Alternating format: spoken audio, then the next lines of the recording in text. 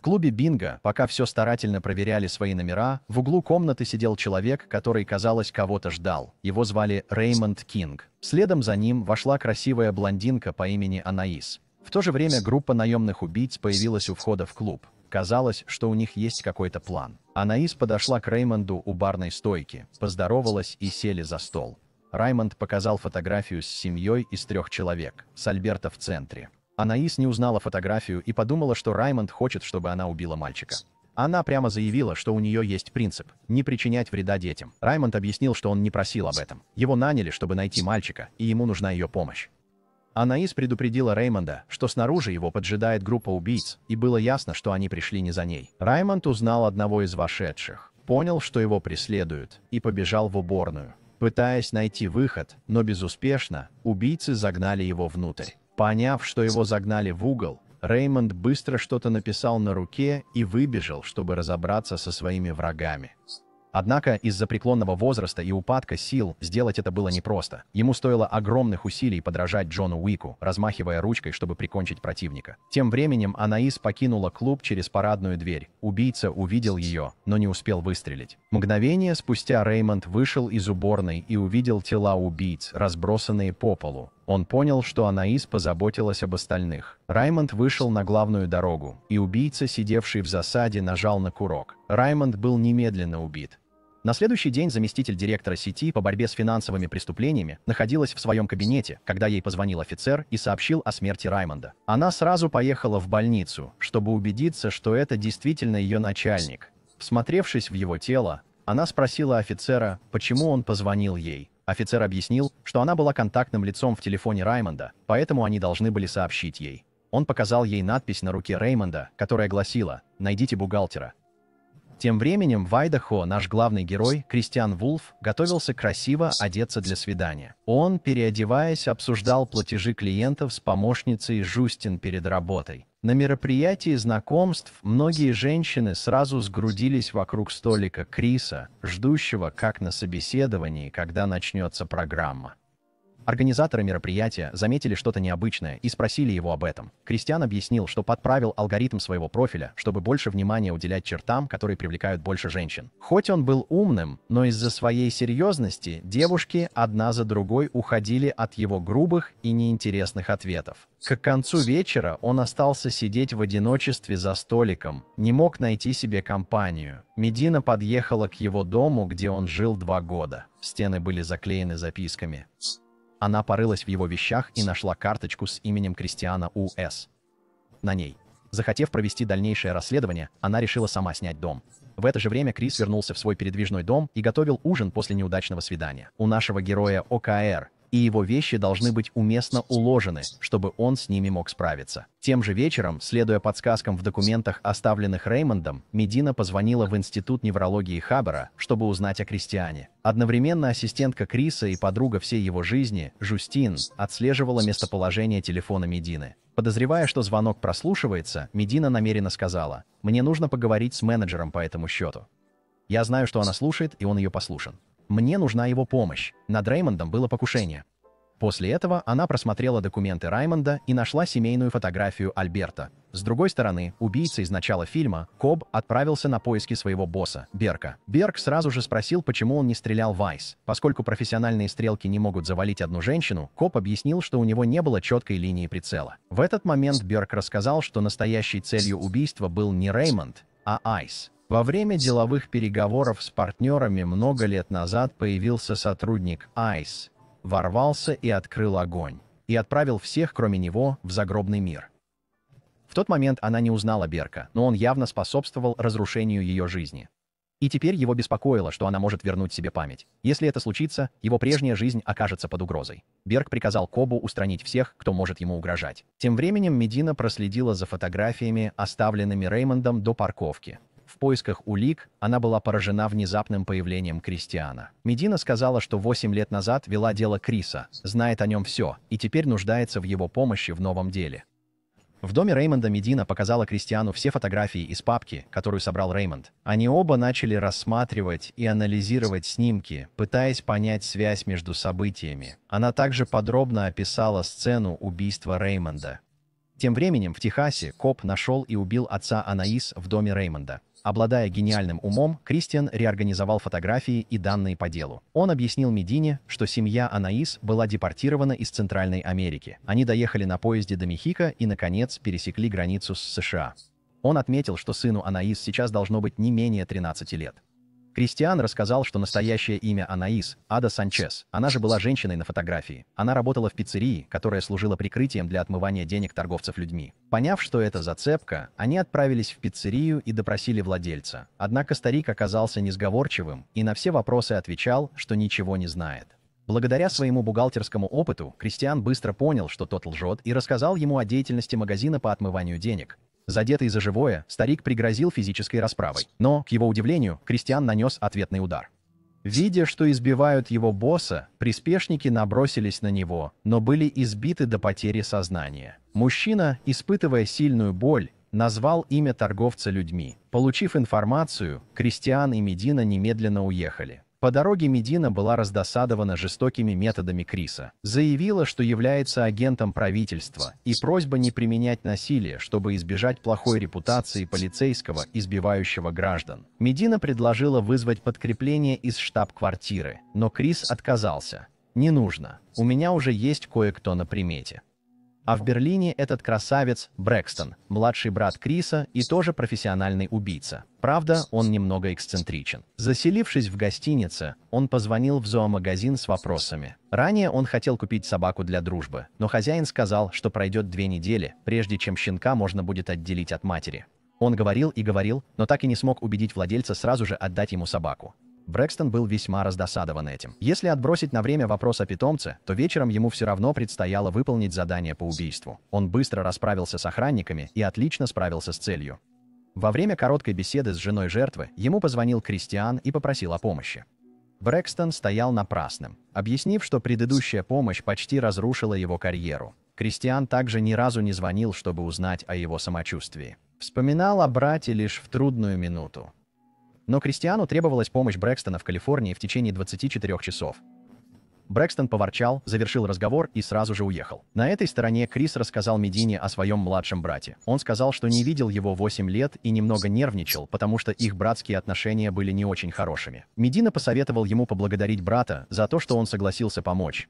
Сказал, что будет рад увидеть его снова, так как каждый хочет чувствовать себя ценным. И вот появился Брэкстон. Когда он подошел, Медина представилась директором сети по борьбе с финансовыми преступлениями. Поняв, что она федеральный агент, Брэкстон отозвал Кристиана в сторону для приватной беседы. Дела закончились, работать с правительством, затем воплощение плана. Брэкстон оплатил отель и попросил менеджера пригласить в номер 3 девушки для Медины. В ожидании братья не преминули воспользоваться возможностью поддразнить и подколоть друг друга. Через минуту девушки прибыли. Брэкстон был более опытен в таких делах. Он заплатил больше денег и попросил их позвонить сутенеру. 2 из девушек решили, что встретили кучку сумасшедших, поспорили и ушли, вернув деньги. 3 согласилась, но потребовала еще больше денег из-за опасности для своей жизни. Девушки, вынужденные работать, чаще всего иммигрантки, похищенные торговцами людьми. Тем временем Медина позвонила своему другу в службу национальной безопасности, чтобы узнать информацию, и узнала, что отец Анаис был убит снайпером. 7 лет назад отец Анаис заявил о пропаже семьи своей дочери, но до сих пор не было никаких результатов. Существовали банды, занимавшиеся похищением мигрантов для получения выкупа или продажи. Они держали детей-иммигрантов в заложниках, угрожая родителям. В номер гостиницы вошел лысый мужчина, требуя вернуть девочек. Возможно, это сутенер. Брэкстон быстро ударил его, повалив на пол, а затем затолкал в багажник Медины. Медина, увидев такой способ, был поражен. Это незаконно. Если полиция узнает, мы все окажемся в тюрьме. Но Крис заверил ее, что все будет в порядке. Он позвонил Жустине, просив переключить светофоры на зеленый и попросить полицейских помочь добраться до дома без преследования. На следующее утро в Институте неврологии Хаббера Жустин и ее команда готовились к поиску Анаис. Медина и Кристиан следили за ходом поисков на ноутбуке, а Жустин подключила их к системе. Все просмотрели записи с камер наблюдения в баре и обнаружили, что Анаис уходит. Однако она скрылась от всех камер наблюдения, поэтому четкого изображения ее лица не было. Тем не менее, команда Жюстин быстро заметила женщину на улице, которая делала селфи, в то время как Анаис проходила мимо на заднем плане. Изучив сканы идентификаторов, они взломали домашнюю сеть женщины. Они найдены фото на ее ноутбуке, взяли под контроль, отправили почту и вышли из системы. Получив фотографию, команда Жюстин запустила программу распознавания лиц. Система показала, что Анаис была связана с несколькими убийствами, но ее имя по-прежнему оставалось неизвестным. По совпадению, все эти дела были в файлах, оставленных Реймондом. Медина задалась вопросом, зачем Реймонду встречаться с человеком, совершившим эти убийства перед смертью. Брэкстон ответил, что это не все, некоторые из убийств – его рук дело. Услышав это, Медина пришла в ярость. Она вышла, сказав, что не хочет работать с серийным убийцей, и уехала. Но не успела она отъехать далеко, как мужчина, запертый накануне в багажнике, начал кричать. Медина услышала его, остановила машину, дала задний ход и сказала: «Я ошиблась, позвонив вам. Убирайтесь отсюда немедленно. Если я вернусь и увижу вас, я посажу вас всех в тюрьму». Затем она уехала. С этой стороны Коб, замаскированный под ремонтника кондиционеров на крыше, готовился застрелить кого-то напротив.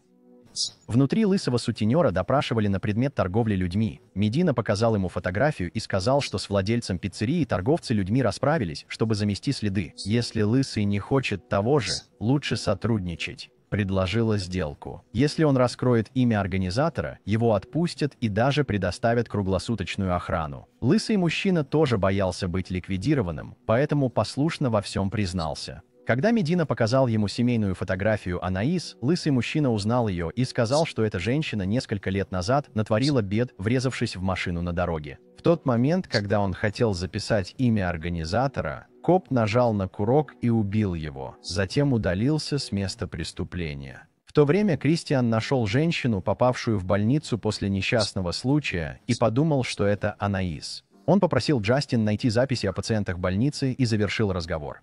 После этого Кристиан и Брэкстон сидели и болтали. Брэкстон признался: «Я много лет искал тебя, но ты не искала меня. И, наконец, я нашел тебя, спас твою жизнь. Ты сказал, что скоро найдешь меня, но снова исчез».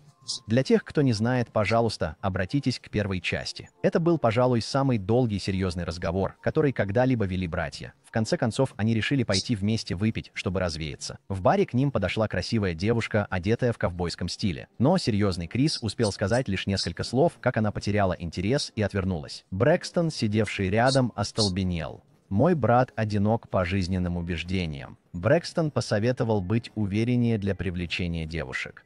Наконец Кристиан встал и начал танцевать с девушкой. Это был первый раз, когда он осмелился затесаться в такую толпу. Благодаря своему гениальному уму он быстро вошел в ритм, и Брэкстону, сидевшему внизу, пришлось подбадривать его. Когда песня закончилась, девушка дружески обняла Кристиана. Однако один из ее друзей неожиданно вошел в комнату в поисках неприятностей и попытался напасть на Кристиана. Брэкстон быстро вмешался и вышвырнул группу в окно. В машине Брэкстон заметил, что Кристиану даже удалось заполучить номер девушки, и, проявив гордость, поддразнил брата. Тем временем Медина отправилась в больницу, где лечилась безымянная женщина, чтобы найти новые улики для дела. Врач показал женщине видео с аварии 5-летней давности. Череп и ребра были сломаны, тяжелые повреждения лица и руки. В бреду она твердила, что на нее напали. Врач объяснил, что она была тяжело ранена и потеряла все воспоминания. Ее мозг перестроился из-за редкого заболевания с поразительной скоростью.